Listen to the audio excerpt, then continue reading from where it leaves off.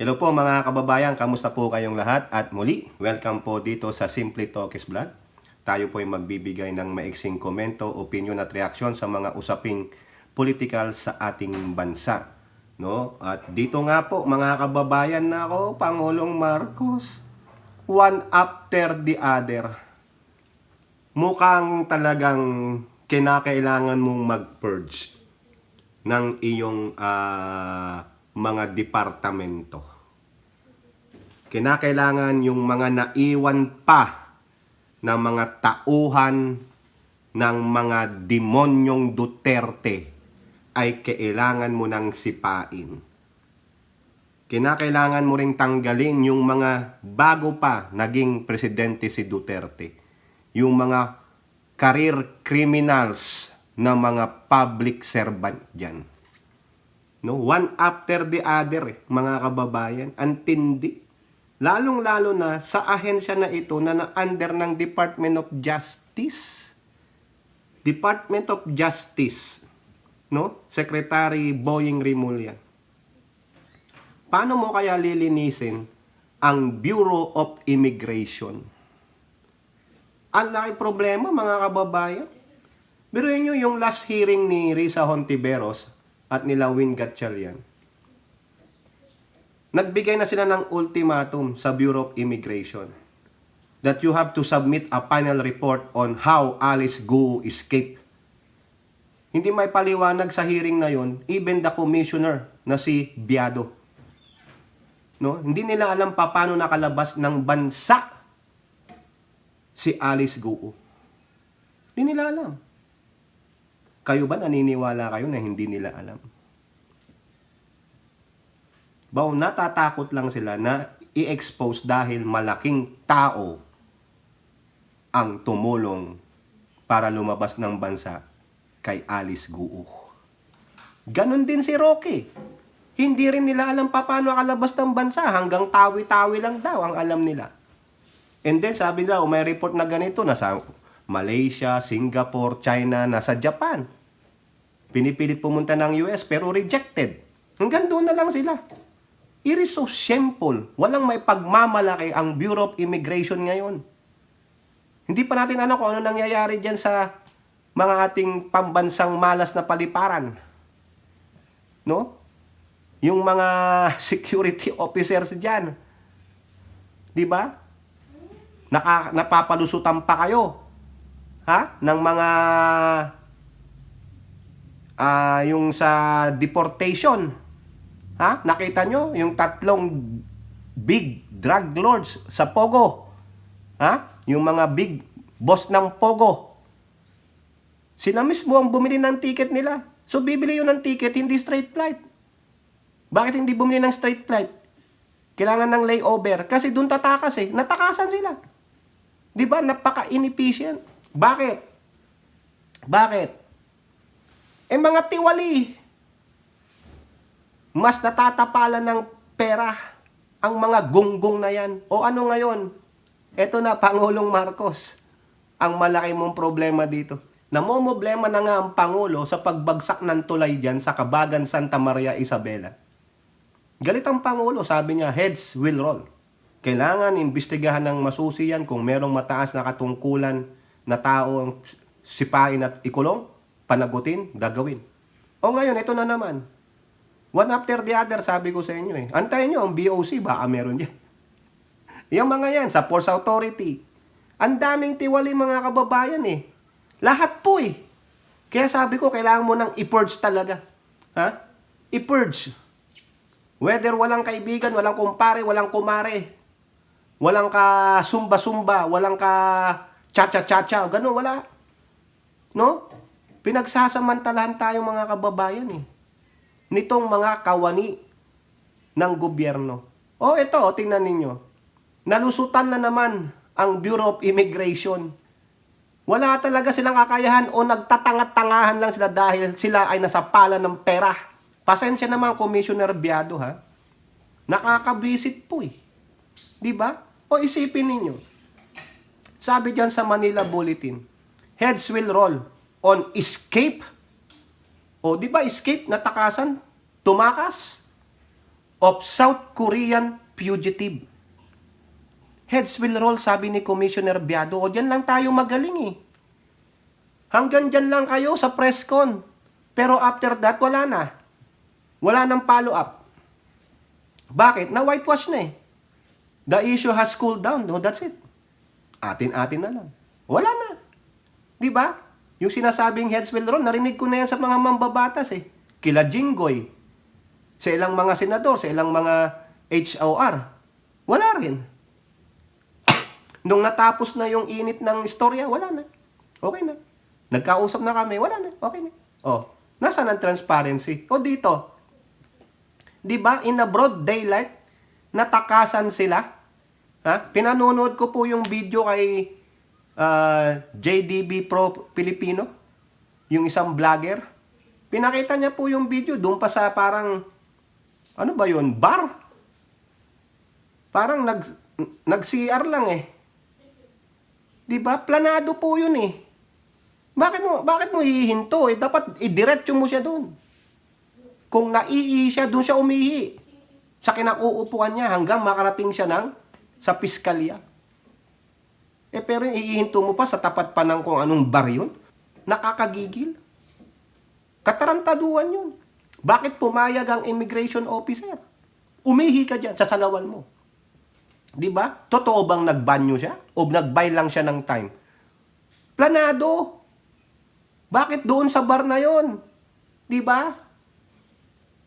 Sabi dito, itong South Korean national na si Ikyon Na, ha? Yung last name niya ay Na, the first name is Ikyon, 38, was escorted by immigration personnel. O, eskortado siya ng immigration personnel at the Quezon City Prosecutor's Office to face a estafa case that was filed by Filipina jewelry shop owner who claimed that the foreigner failed to remit to her the sale of jewelry despite repeated demands. So, estafa. The South Korean national managed to escape his escort after having went to a bathroom. Hindi man lang siya sinamahan sa bathroom.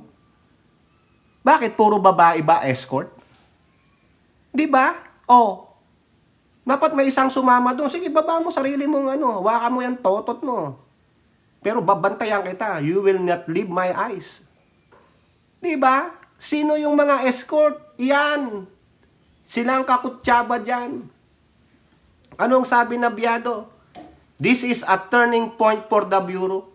Ngayon mo lang na-realize yan. Natakasan na kayo ni Tebes. Natakasan kayo ni Alice Go. Si Harry Roque. And so many others. Ngayon sasabihin mo lang, this is a turning point for the Bureau. Hindi na pwede yung nakakagawin na kalokohan. Ikaw na commissioner dyan eh. Ba't wala kang ginawang aksyon? Dapat nung kay Roque pa lang, alam nyo na yung gagawin nyo. Eh dito talagang you are under the microscope. Tiyak ipapatawag kayo dito. Napaka-inefficient ninyo. Tapos ano pa yung nagagawang katiwalian dyan sa ating mga pambansang paliparan? Kaya tinatawag na kamalasan. Malas ang pambansang paliparan. Those who think they can get away with this should think again. Really? Narinig na namin yan eh. It is the same narrative. Pero walang nangyayari. Walang napapanagot mga kababayan. Di ba? We will expose, punish, and remove anyone who betrays the trust of this institution and the Filipino people. Really? Magaling lang kayong magsalita. Ha? Magaling lang kayong magsalita pero walang transparency, walang nangyayari just to please us? Come on, dude. F you. Oh, Biado said he has ordered an internal audit of all personnel assigned to high-risk deportation detention cases to ensure safeguards are in place to prevent future breaches. Tang ina, kung hindi nyo napursi yan, talaga lang? Really? Ganon? Wow, ang galing. Ang galing. Huwag nyo na kaming utuin, mga kababayan. Ha? Huwag nyo kaming utuin. Inuuto nyo lang kami. Alam nyo to. Ha? This escape is a direct and undeniable breach of duty. Walang palusot, walang sisihan, wala nang sangkot, mananagot. Really? We will not tolerate negligence, corruption, or collusion within our ranks. Ngayon mo lang sasabihin yan? They've been doing it. Baka naman natatakot ka lang dahil may nagtitreat. Ang daming hawak na kartel na empleyado ng immigration. All you have to do is after this, no, na find out nyo sino yung mga nag-collusion, yung mga sangkot, fire all of them. Mag-hire kayo ng bago. Di ba? O di kaya let the military take it over. Wala eh. Walang matino mga kababayan dahil hawak ng kartel, nasusupalan ng kwarta o di kaya sa sobrang takot. Yun lang po yan eh. No, nakakasaro. Ito na naman, Pangulong Marcos. Ano sasabihin dito ng mga shit? Ha? Gagawin nga naman nila Artiba to. O yan, yan yung weak na president. Tingnan ninyo. Tulad nung sinabi ni Basti Duterte. Di ba? Hindi kasi nagtitreat eh. Masyadong lenient. Oh, yan di ba? Alam nyo naman ang nature ng Pangulo. Departamento mo yan, tinalaga kita dyan, ayusin mo yan. I put my trust in you. Pero they betray the trust of the President because they cannot even do their basic job. To do their job properly, without fear, and they have supposed to have a political will. Kailangan mamuno ng maayos, hindi takot. Di ba? Hindi. Papasok siyang malinis. Nung nandun na siya, naging bulok na kamatis, kinain ng sistema. Bakit? Puro demonyo nandun eh. Di ba? Kahit na anong gawin mo, kakatayin ka nila. Igagang up ka nila. Or ititreat ka ng kartel na nandun. Di sumama ka na lang kaysa manganib pa buhay mo at pamilya mo. Ay, ang biyado, gagawin mo? Magagawa mo ba yung sinabi mo? Can you do a follow-up on that? Come on, dude. Ako, duda ako mga kababayan. Hindi mangyayari yan eh. Sinong head ang magro-roll dyan? Di ba? Dapat pati ikaw na rin. After that na maimbestigahan mo dahil naging incompetent kayo. Biruin nyo, binigyan na kayo ng ultimatum dahil wala kayong alam eh. O nagtatakpanan lang kayo. Ibig sabihin, mahina ang mga contacts nyo. Wala kayong contact international where is this Filipino citizen na tumakas. Lalo na si Harry Roque. Wala kayong alam. Pasalamat na lang pala kay Alice Guat na nakita siya sa red notice. Di ba? Come on. DOJ, come on. Ngayon pasok tayo kay Bato. No, itong si Senator Bato, galit na galit mga kababayan, maghuhurumintado na. Oo. Talagang kasi nga yung kanilang partido ay Manchurian candidates ng China. Mga pro-China po sila, nililabel sila. Kasi bakit? Most of them are allies of Duterte na pro-China. Pagdating sa West Philippine Sea, sa Pogo, wala silang masabi. Oo, ngayon, nag-iingay si Bato kasi this will tarnish yung kanyang re-election bid. Malabo to mga kababayan, suntok sa buwan ng pagkaka-re-election, re-election nito. Dahil you will be labeled as pro-China. Pero sabi ni Bato, tingnan nyo, maghuhurumentado ako kapag sabihan ninyong pro-China ako dahil buong buhay ko, lumalaban ako sa komunista. China ay komunista yan. Teka muna. Teka muna. Ha? Senator Bato, mali yata ang konsepto mo ng komunista. Ha? Hindi porket komunista na ang China ay kalaban na natin. Magkagalit lang tayo pagdating sa kanilang aggression sa West Philippine Sea. Galit tayo sa kanila dahil sa kanilang mga gawaing mga spy sa ating bansa. Galit tayo sa kanila dahil pinapatakbo nila ang kanilang mga criminal sa ating bansa pamamagitan ng Pogo. Galit tayo sa kanila dahil sa kanilang hindi pagkilala sa ating 2016 arbitral ruling. Pero in the term of communists, anong kinalaman ng communist China para maging kaaway natin as a whole? Wala. Yung komunista sa atin, mga insurgents yun. Iba yung pananaw nila eh. They are in an armed struggle with our government. They're trying to overthrow the legitimacy of our democracy. Does China doing that right now? Di ba hindi naman? Gusto lang nila maging expansionist pero we're preventing it. In a diplomatic way, in a more civil way. Kung lumalaban ka sa komunista, iba yung pagka-komunista ng insurgents. Radikal yun. Di ba? Kaya kayo tinatawag na pro-China because you belong to a group that is being labeled as a puppet of Xi Jinping. Hindi nyo mabigkas na kayo ay para sa West Philippine Sea ang grupo nyo. Hindi kayo makapagbigay ng statement sa mga bullying, aggression ng Chinese Coast Guard sa ating West Philippine Sea. Lalong-lalo na sa mga mingingisda natin dyan sa West Philippine Sea. Sa Pogo, ano statement mo? 99% Chinese. Sa mga spies na nagkalat. Di ba? Kaya ba to?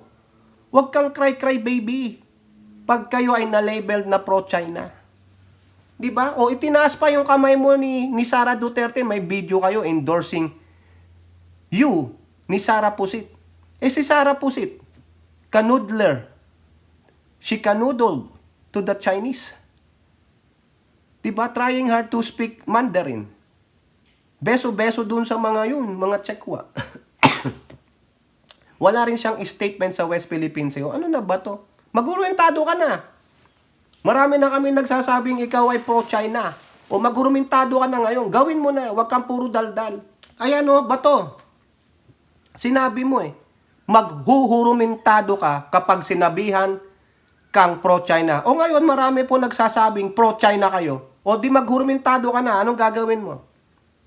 Pupunta ka ng West Philippine Sea? Do it now. Pakita mo sa amin and then we will apologize. Ako, mag-apologize ako sa'yo. Pag pumunta ka doon sa West Philippine Sea, harapin mo yung Chinese militia vessels, harapin mo yung People's Liberation Army Navy, harapin mo yung Chinese Coast Guard. Sige, pagsigawan mo. Di ba? Pagsigawan mo, gawa ka ng placard, amin ang West Philippine Sea. Punta ka ngayon doon, doon ka magurumintado. Pag nagkakagawa mo niyan, ay sige, sasabihin ko, hindi po pro-China si Bato. O sasabihin ko. Pero hanggat di mo nagagawa yan, no? Malilabel at malilabel ka na pro-China because you belong to a group that is a Manchurian candidate of China. Di ba? Sabi nga nila tell me who your friends are and I will tell you who you are. Di ba Bato? Birds of the same feather flock together. Oh. Sige, magurumentado ka na. Dami nagsasabi baka naman hanggang boka ka lang Bato. Dahil yung ano mo, yung ulo mo, wala ring laman. Airhead. Kayo po, ano po inyong masasabi? Comment down below and don't forget to like and share. Hope to see you on next videos. Bye-bye. God bless.